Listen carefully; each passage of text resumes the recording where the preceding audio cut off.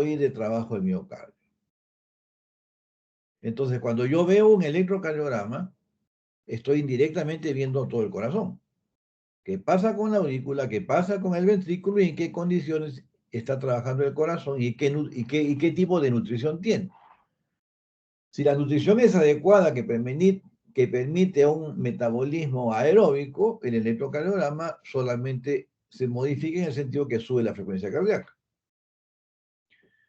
Si el metabolismo se torna anaeróbico porque no llega a adecuada cantidad de combustible y se acumula ácido láctico, definitivamente vamos a tener modificaciones en la repolarización, expresión de que algo no está bien en el sistema vascular coronario.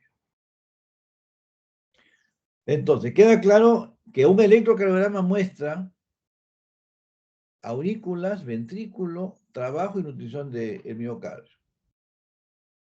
¿El concepto queda claro?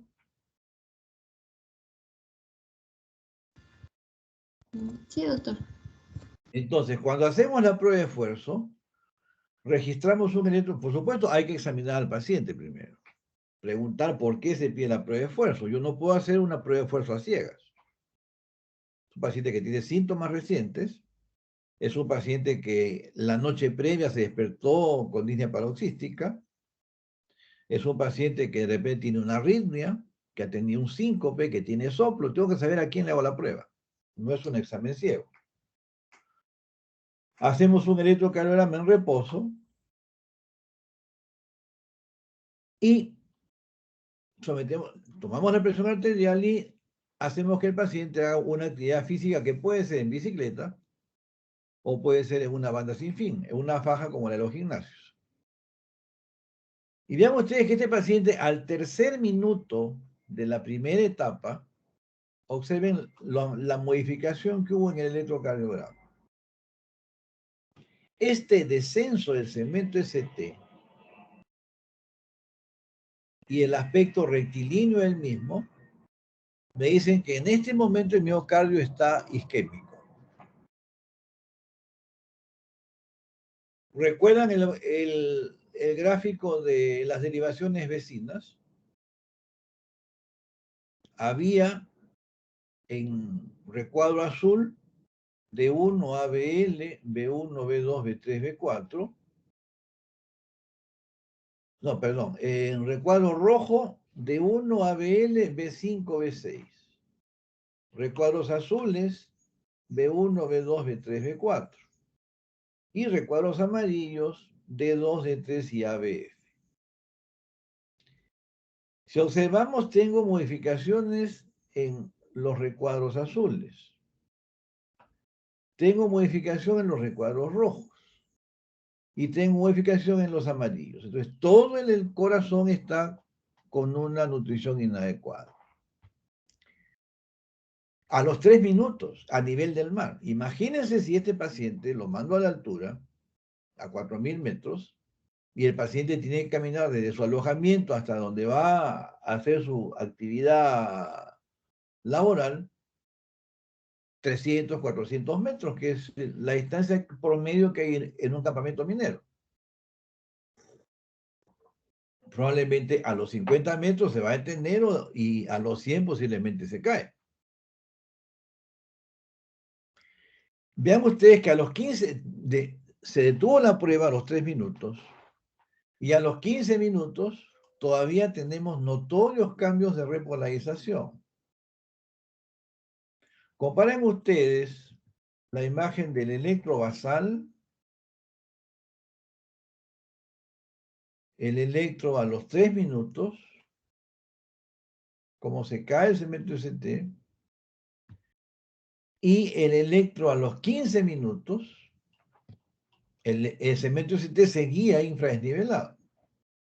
Acá ya estamos pensando llevar al paciente al hospital, porque prácticamente esto, si supera 20 minutos, ya estamos con un síndrome coronario agudo sin elevación del segmento ST.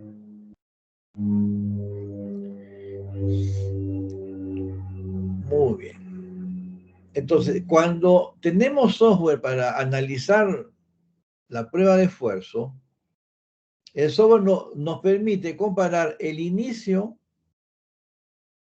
el máximo cambio y cómo está cuando hago la comparación. Esto es todavía con el paciente con los electrodos puestos.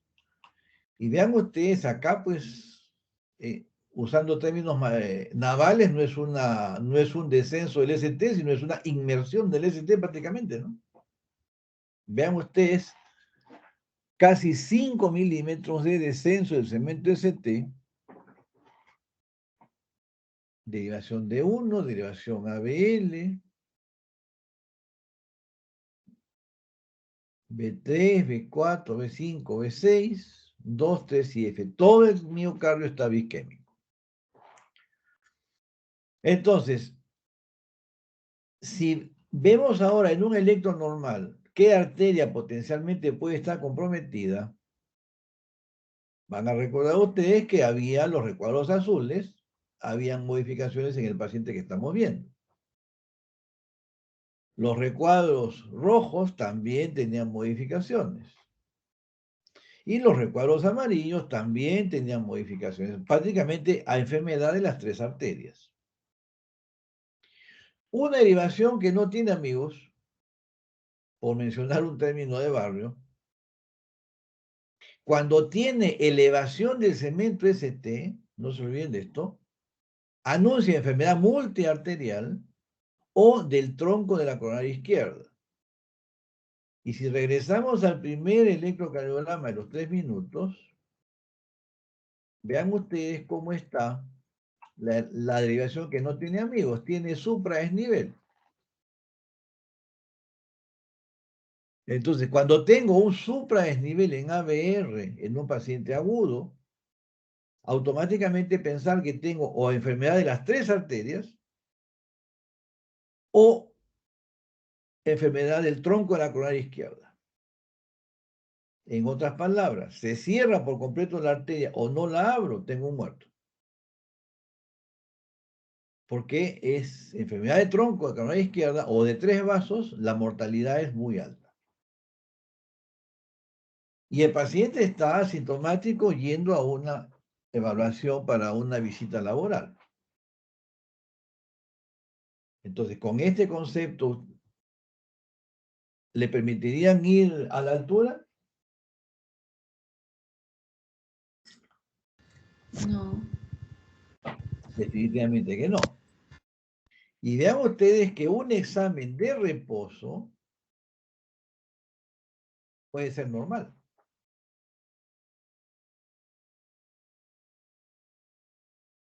Pero si yo tengo un paciente que lo he estratificado con una cifra que lo califica de alto riesgo, mi presunción diagnóstica es que tengo enfermedad vascular aterosclerótica, que se las he mostrado aquí.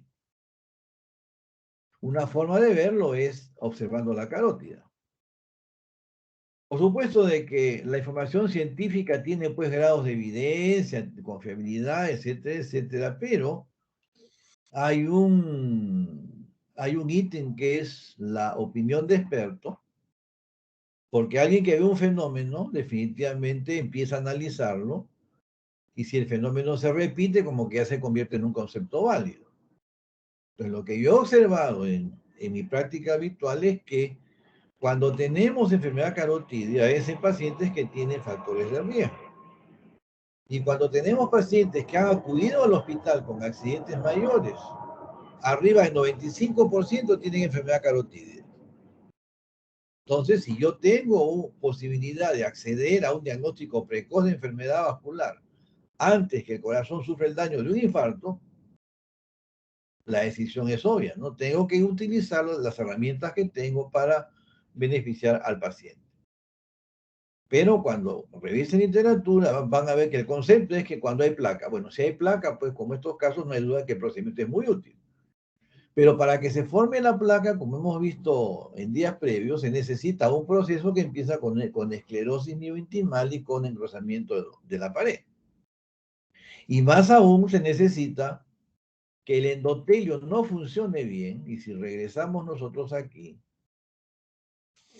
con el examen de la microalbuminuria anormal, yo ya sé que el endotelio funciona mal. Entonces, vean ustedes lo importante que es este parámetro de la microalbuminuria en orina simple. Antes se requería una colección de orina en 24 horas. Ahora con la orina simple se puede hacer la microalbuminuria. Bien, entonces seguimos adelante con este caso. El valor de estratificar el riesgo lo tenemos acá, que se puede predecir un evento como estos y evitarlo. O si ya no puedo reaccionar las placas, bueno, pues hacer una revascularización antes de que la enfermedad me gane y el paciente venga con un infarto. Muy bien, entonces seguimos adelante. El paciente, como les digo, tiene lesión o posible lesión en los 3 territorios.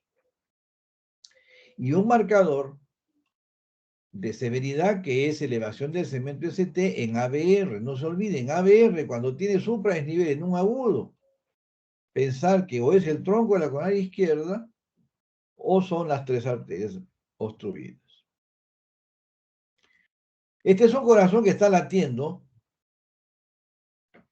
Los territorios vasculares, bueno, vamos a verlos en otra reunión, pero para que se entienda lo que está en riesgo es toda la cara anterior. ¿Qué es esto aquí? El septum anterior, todo lo que estoy siguiendo acá. El ápex, parte del septum posterior, si pienso en arteria descendente anterior. Si pienso en circunfleja, pared posterior y pared lateral. Y si pienso en la coronaria derecha, la pared inferior. Pero la derecha también nutre el ventrículo derecho. El nodo sinusal, el nodo AB. Entonces, efectivamente, todo el corazón está en riesgo en el paciente. Existe una forma de cuantificar de una forma mucho más puntual el área de compromiso potencial, que es con la perfusión. Este es un examen que se inyecta un radiofármaco que tiene afinidad por el miocardio en base a un isótopo que es el tecnesio. Se hace una inyección basal y vemos que prácticamente todo el miocardio capta radiofármaco. Hay un área que es menos brillante. Y cuando sometemos al paciente a un estrés similar al de la prueba de esfuerzo, porque puede hacerse con prueba de esfuerzo o con medicamentos, vean ustedes que desaparece la mitad del corazón prácticamente.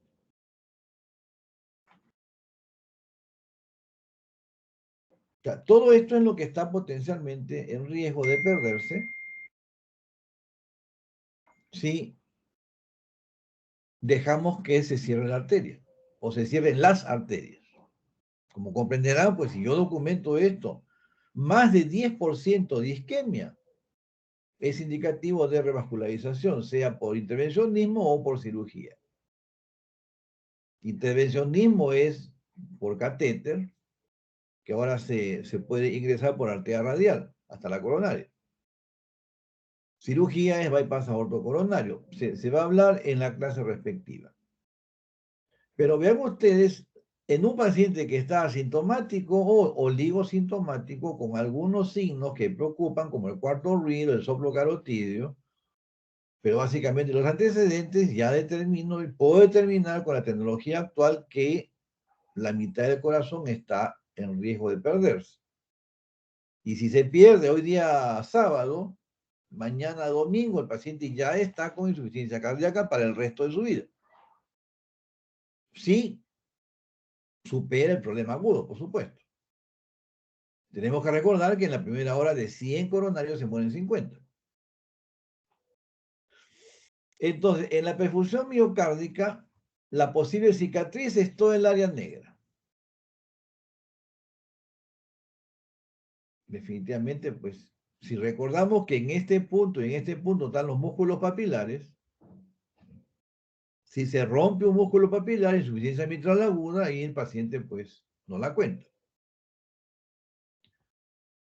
Bueno, estos son los diferentes cálculos que se hacen con el software, pero una semana después se hizo la geografía coronaria y nos encontramos con una enfermedad multiarterial. Vean ustedes, la coronaria derecha tiene acá una obstrucción con una punta de lápiz, no sé si pueden distinguir acá, ¿observan?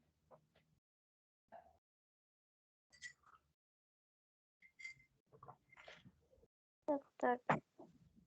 Vean acá la arteria descendente anterior en tercio proximal, igual.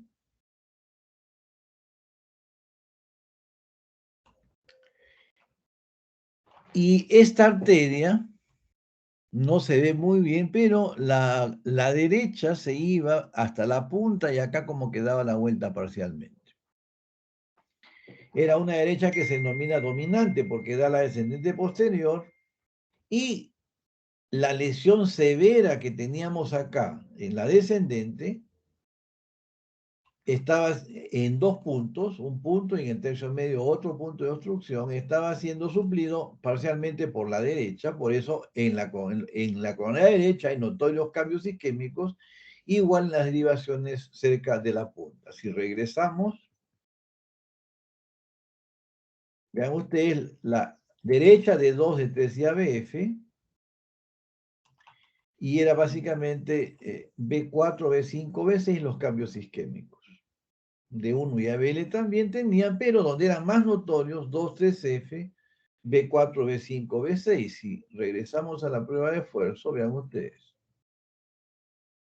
B2, D3, ABF, B4, B5, B6, donde están más notorios. En B3 también hay infradesnivel, en B2 lo hay, pero es mucho más notorio en las derivaciones que están más cerca del ápex.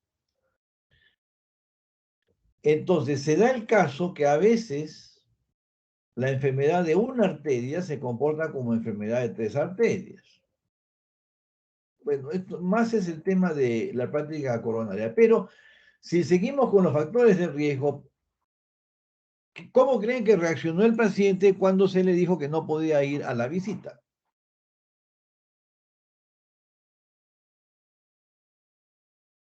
¿Al viaje, doctor?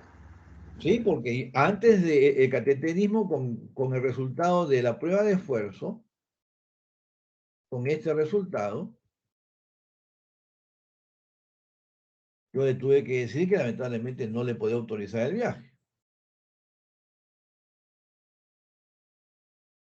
que fue el mismo día de la entrevista, porque estos exámenes a veces son así, ¿no? El paciente dice, ¿sabes qué? Tienes que ir, te están esperando para el examen y se hace la prueba de esfuerzo. O sea, se hace todo.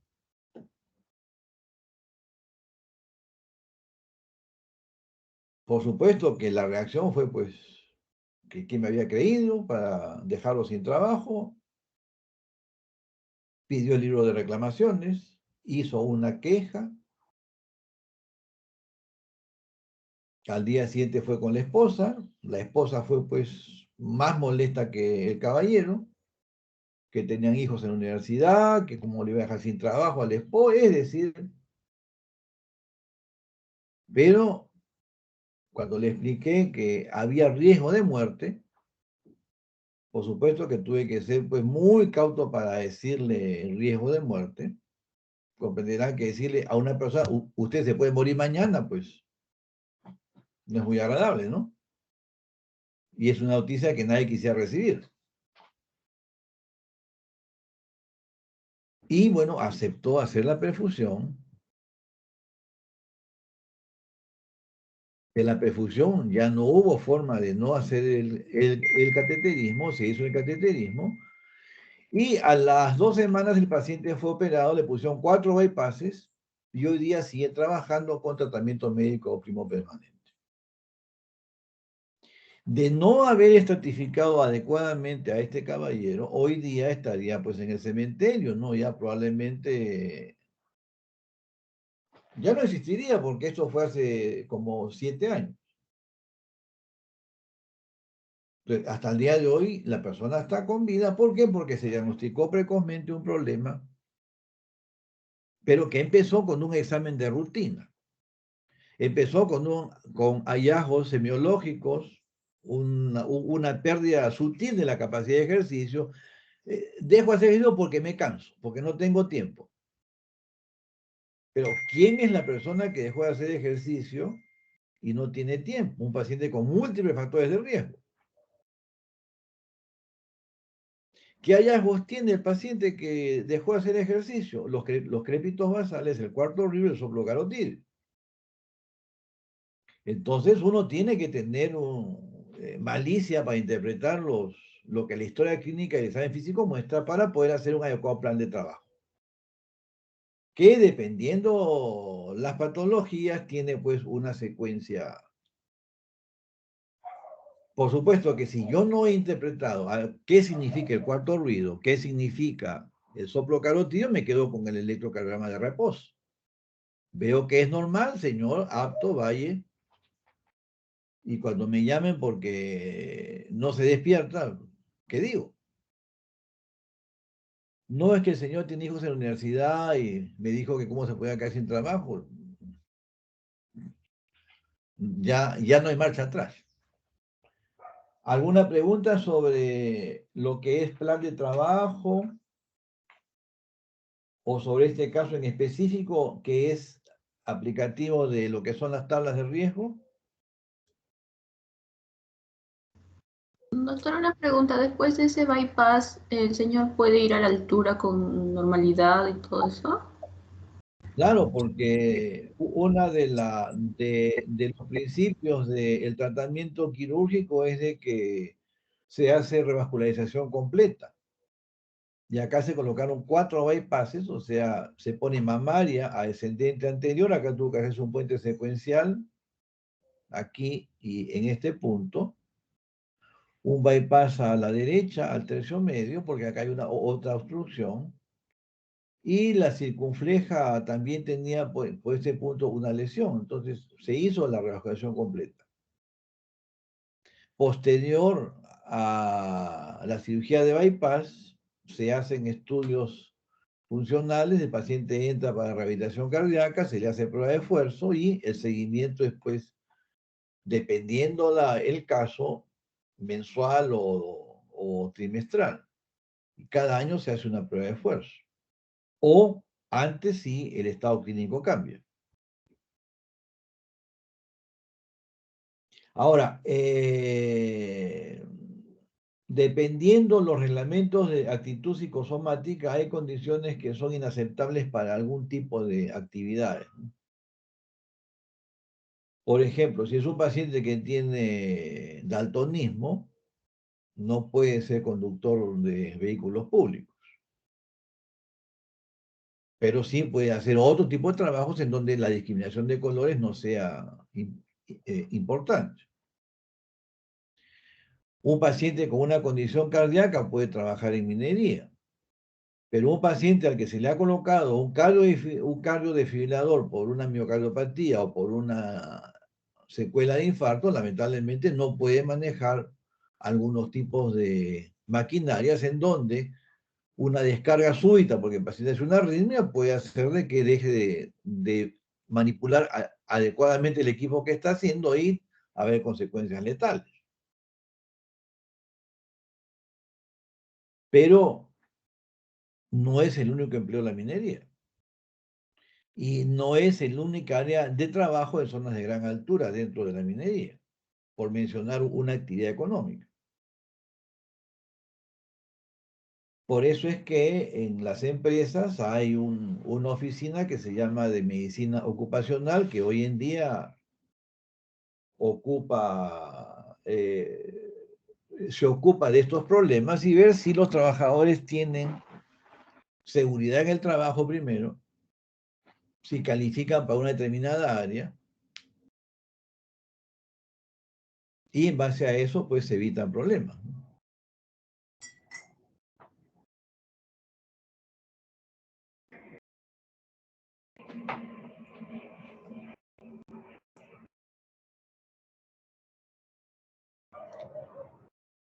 ¿Alguna otra pregunta?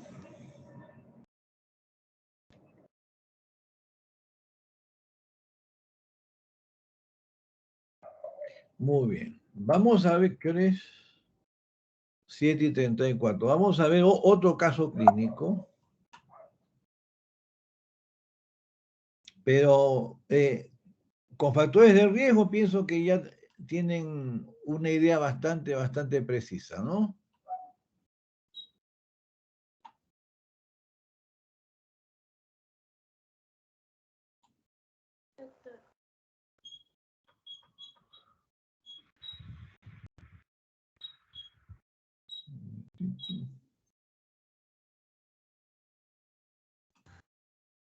Doctor, disculpe una pregunta. ¿Sí? Después del bypass y todo eso, ¿también el paciente tiene que modificar su estilo de vida? ¿No? Claro, el tratamiento es integral, o sea, si no modificamos o no modulamos los factores de riesgo, en poco tiempo el paciente otra vez va a estar en el hospital complicado. Tengo necesariamente que controlarle todos los factores de riesgo, o sea, tratamiento antihipertensivo, tratamiento hipolipemiante, tratamiento para el tema de la glicemia, hacerlo que deje de fumar, enseñarle estrategias de relajación. Es todo un proceso terapéutico que hay que seguir con estos pacientes. Si no hacemos eso, definitivamente, pues lo vamos a ver otra vez con un accidente coronario.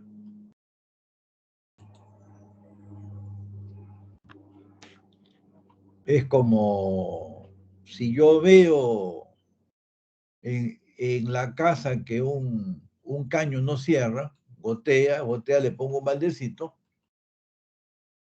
Cuando se llene el baldecito lo cambio. Pero si tengo que salir a trabajar o tengo una reunión familiar, cuando regreso ya se rebasó el baldecito, se mojó la pared.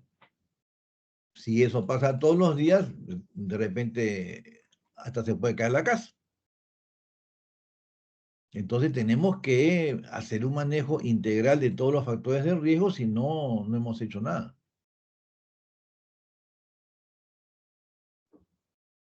Muy bien, vamos a ver acá, ¿dónde está el...?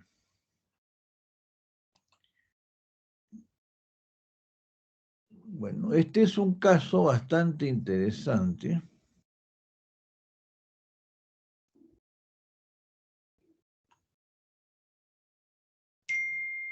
¿Dónde está esta señora? Que he cambiado de computadora y todavía estoy trasladando los archivos de la computadora antigua a la nueva, de la nueva al disco, a un disco externo, y del disco externo hago las clases, ¿no?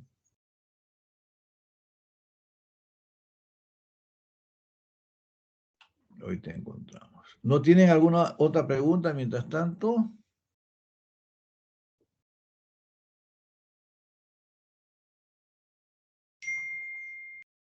¿Todo se ha entendido o no se ha entendido nada?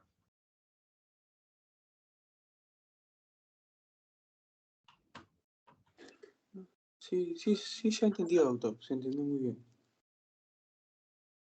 Muy bien. Vamos a ver. Perfecto. Me avisan cuando aparezca en la presentación un caso complicado. Bueno, en el caso previo llegamos a tiempo, como se dice. Cuando no se llega a tiempo, ¿qué puede pasar?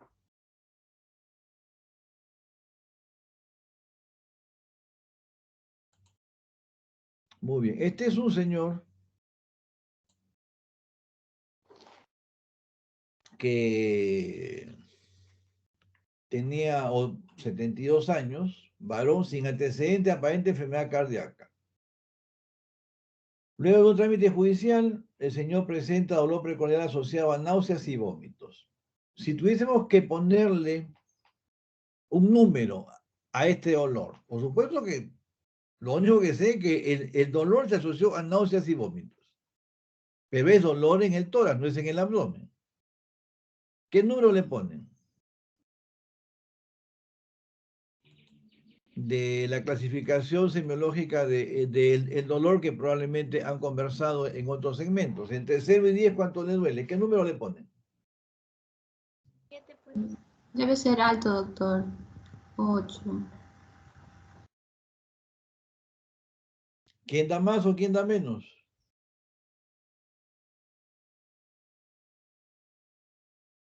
8 o 9, doctor, creo que sería.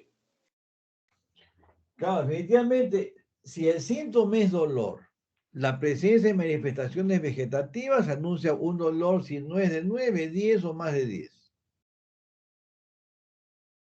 Lo que significa que estamos ante un escenario potencialmente peligroso. Si es en el tórax, infarto, lo más frecuente, disección de aorta, embolia pulmonar. Si el dolor es en el abdomen, pudiera ser un dolor referido de la región precordial, pero en abdomen, pancreatitis, perforación de víscera hueca, rotura esplénica, peritonitis, o sea, condiciones sumamente serias.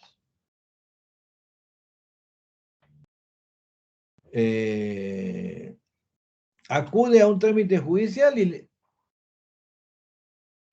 ¿qué puede haber gatillado el dolor asociado a náuseas y vómitos?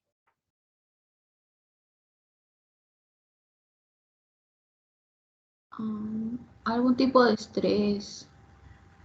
No, un estrés, porque si es un trámite judicial, ustedes saben que los abogados preguntan 3 cosas nada más. Pregunta 1, ¿cuánta plata tiene, señor? Pregunta 2, ¿cree que va a conseguir un poquito más? Pregunta 3, ¿tiene algo que pueda vender? Otra cosa no pregunte el abogado. El paciente, en vez de ir al hospital, se va a la farmacia. En la farmacia, pues, el que está detrás del mostrador, uno no es médico, a menos que sea estudiante de medicina que para financiar su carrera trabaja. Pero el concepto es que no es médico. El mejor escenario sería alguien que ya llevó el curso que ustedes están llevando y que por ayudar en la economía personal o familiar trabaja en la farmacia. Bueno, va a tener su sustento para orientarlo. Señor, acá no vaya al hospital. ¿Qué le habrán dado? No se sabe. Se va a la casa, persisten las molestias y la familia lo lleva al hospital porque aparentemente no se despertaba. ¿Qué le pasó al señor? ¿Estaba con mucho sueño? ¿O el dolor precordial, si era un síndrome coronal agudo, se complicó con una arritmia, hizo un arresto cardíaco, de repente autolimitado, y el momento en que la circulación se detuvo ha ocasionado una encefalopatía hipóxica y ahora pues el paciente está con una secuela neurológica.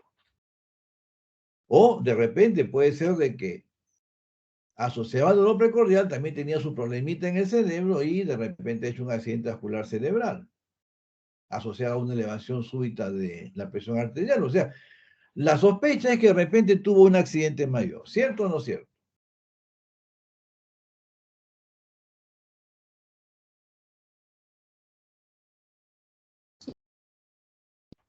O Sí, doctor. cardíaco, coronario o neurológico. ¿Cómo llega al hospital el paciente? 80-50 de presión, 100 latidos por minuto, 16 respiraciones, marcada infiltración yugular, pero algo que hay que pensarlo con idea fisiopatológica, y en esto tiene base el cuadro ese de los circulitos, los pulmones no congestivos, ruidos cardíacos rítmicos, de baja intensidad, no soplos y frialdad distal.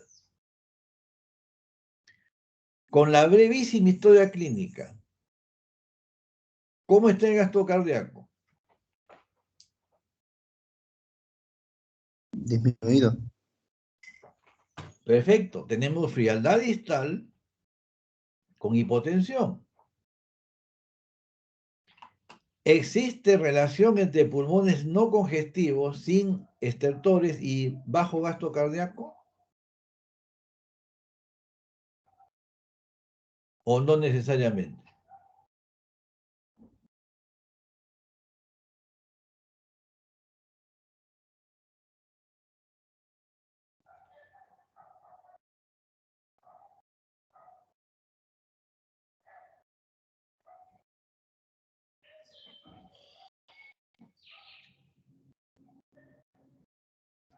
¿Alguna opinión o no?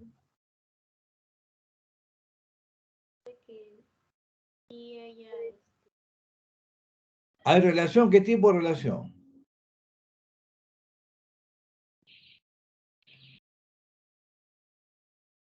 Otra pregunta.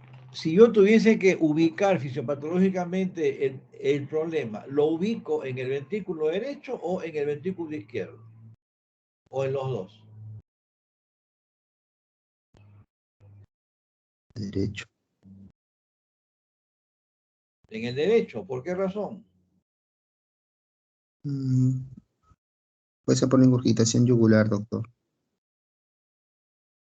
Claro, definitivamente hay hipertensión venosa sistémica, o sea, el ventrículo derecho aparentemente no puede bombear la sangre de una forma adecuada y la sangre se queda antes del ventrículo, en la aurícula, hacia atrás. Vena cava superior, vena cava inferior. Perfecto.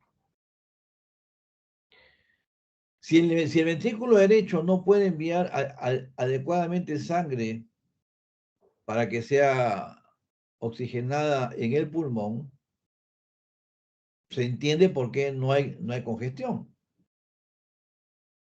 Y si la sangre está en el territorio sistémico, probablemente esa sea la causa de la hipotensión y la frialdad distal que me anuncian bajo gasto cardíaco. Es posible. Este es el electrocardiograma. Entonces, todavía, bueno, no hemos hablado de electro y esto da base pues a que hay que hacer la clase de electro primero antes de...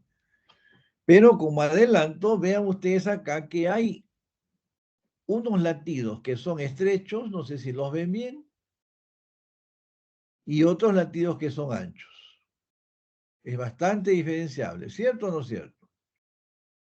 Los estrechos y los anchos, por mencionar el aspecto morfológico.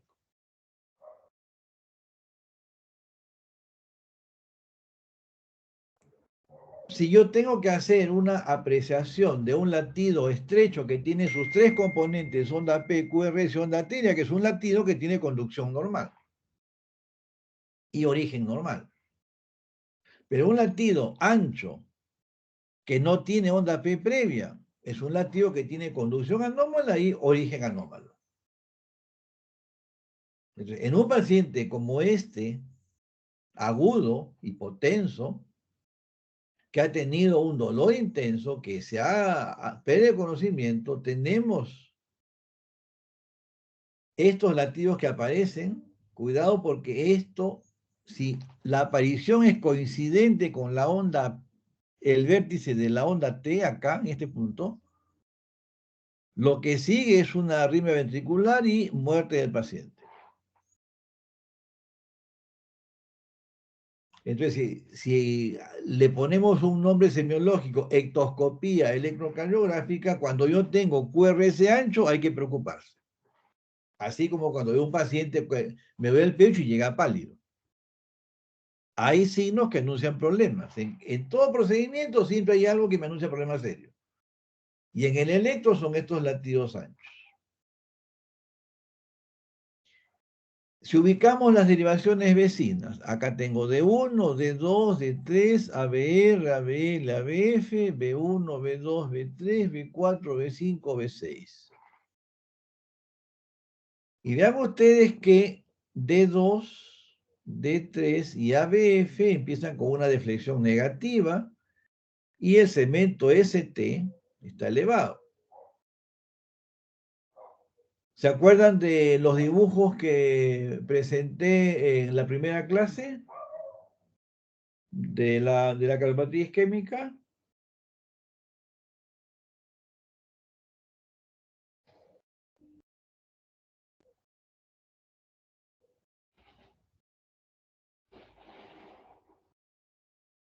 ¿Me escuchan?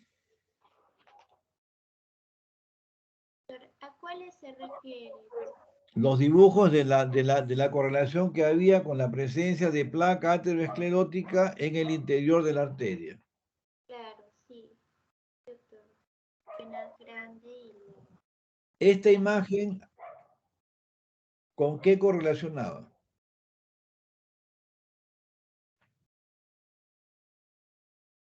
¿O lo repasamos mejor?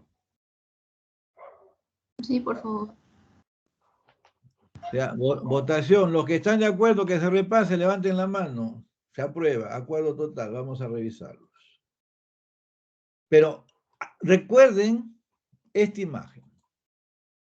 La forma, la onda negativa y el ST supradesnivelado.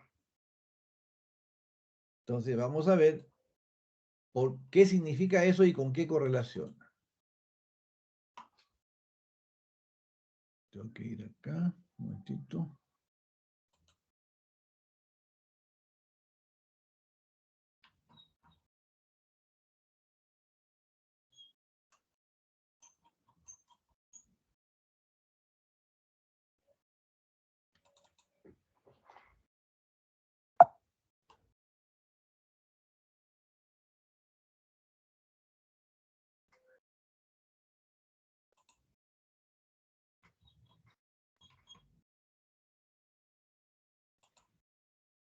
Muy bien. Me avisan apenas aparezca la diapositiva.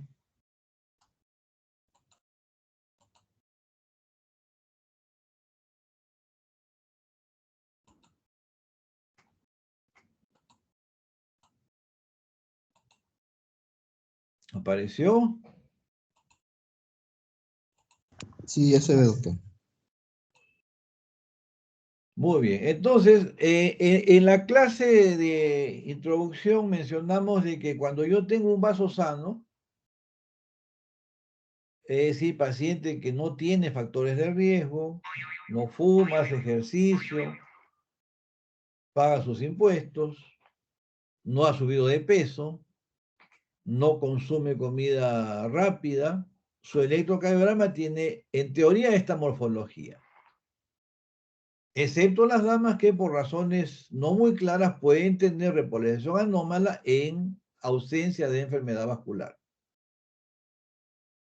Cuando en la arteria, merced a la presencia y coincidencia de uno o más factores de riesgo, se forma placa aterosclerótica, no hay ningún signo ni síntoma, pero si la enfermedad avanza, puede generar síntomas, pero sí, en muchos de los casos genera cambios en el electrocardiograma.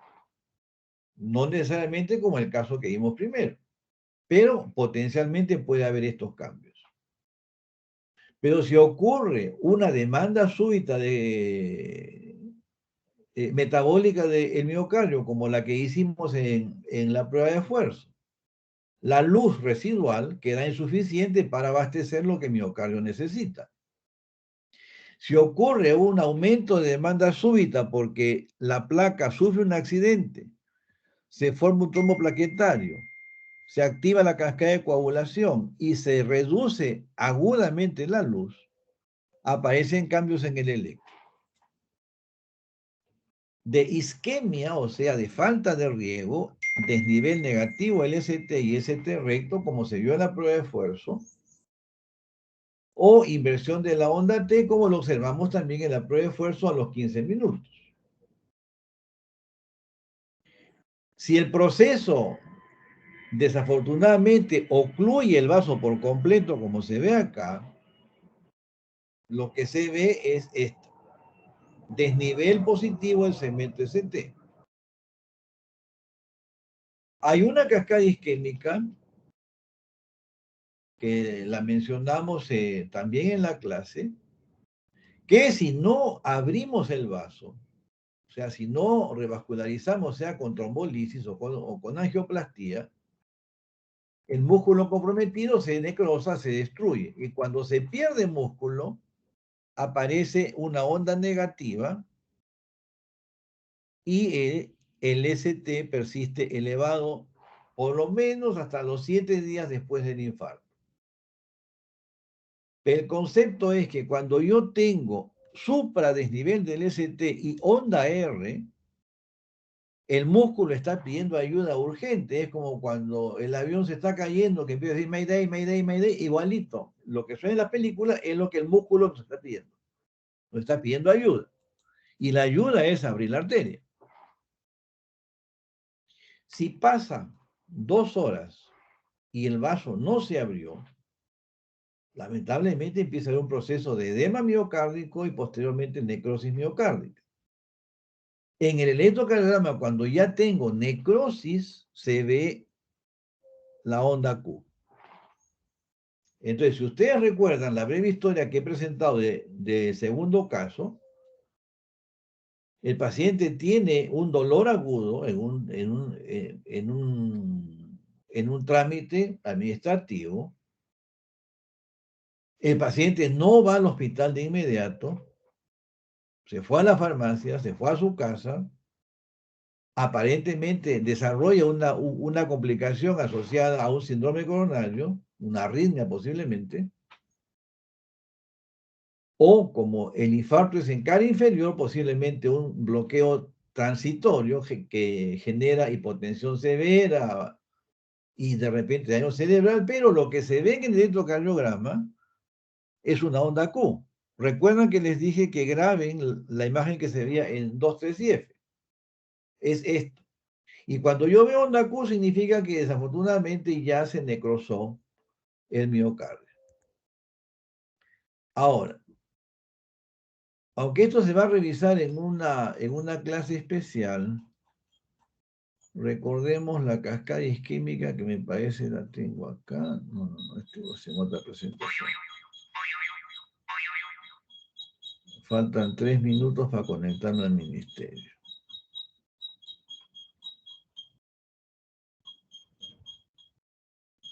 No, está en otra presentación. Bueno. Pero, recuerden ustedes que si yo tengo infradesnivel significa isquemia. El vaso todavía está permeable, pero no abastece la demanda. Isquemia. Si yo tengo oclusión total del vaso y supradesnivel, significa que esto ya es una lesión. El músculo está funcionando con las reservas de glucógeno que tiene, está funcionando en una forma anaeróbica y esas reservas se agotan en 15 a 20 minutos. Si pasan 2 horas, empieza a haber destrucción de miocitos y aparece onda Q. Entonces, regresemos al caso, pero no se olviden de la correlación que hay entre el daño estructural del miocito y lo que el electro muestra.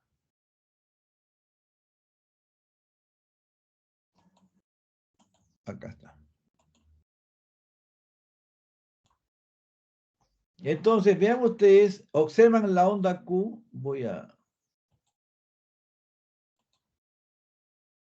¿ven la Q acá? La depresión negativa. Sí, doctor. En D2, en D3, en ABF, y vean ustedes, B5, B6 todavía tiene supradesnivel. O sea, este es un infarto inferior que se está extendiendo a la pared lateral. La pared lateral tiene relación con la pared posterior. Y vemos acá otras derivaciones que para analizar en detalle tenemos que hablar ya una clase completa de electro, que va a ser lo que empieza el lunes, lo que vamos a hablar el día lunes. Pero el concepto es que si ustedes recuerdan la historia, el trámite fue en la mañana. El paciente tiene el síntoma. El paciente se va a la farmacia. se va a su casa, no mejora, y la familia lo lleva porque no se despertaba después. ¿Cuántas horas pasaron desde que empezó el dolor hasta que lo llevan al hospital? En teoría.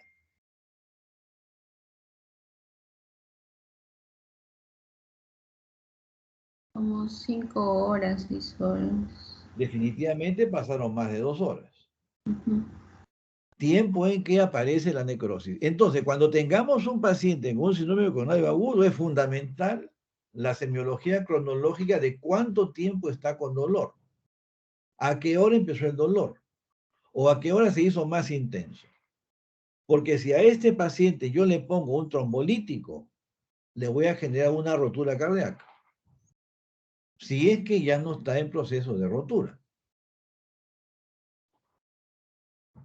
Muy bien, entonces nos vamos a quedar acá. El día lunes vamos a ver lo que pasó con este paciente. Pero el mensaje de hoy día es, uno, que los factores de riesgo son detectables, permiten estratificar la posibilidad de complicaciones mayores, y que si hago un análisis adecuado de la información de las tablas de riesgo, yo puedo evitar accidentes como este. Que vamos a ver en qué terminó. Y que hay una correlación directa entre características del electro con lesión vascular y con estado del miocardio, es decir, miocardio isquémico lesionado o ya necrosado. Y el tiempo, en términos de información semiológica, es importantísimo. Muy bien, ya son las 8:01, tienen que ir a la siguiente clase. Espero de que haya sido provechosa la reunión breve, pero sustanciosa de hoy día sábado, ¿eh? Sí, doctor, muchas gracias. Entonces, el lunes tenemos la segunda clase de hipertensión pulmonar, y después de la hipertensión pulmonar seguimos con la primera parte, no, con lo que sigue de este caso, y si hay tiempo, la primera parte de electro, ¿eh? Sí, doctor, gracias. Muy bien, entonces estamos en comunicación el día lunes, ¿eh? Hasta luego, suerte. Gracias, doctor. Hasta luego. El lunes, doctor, gracias.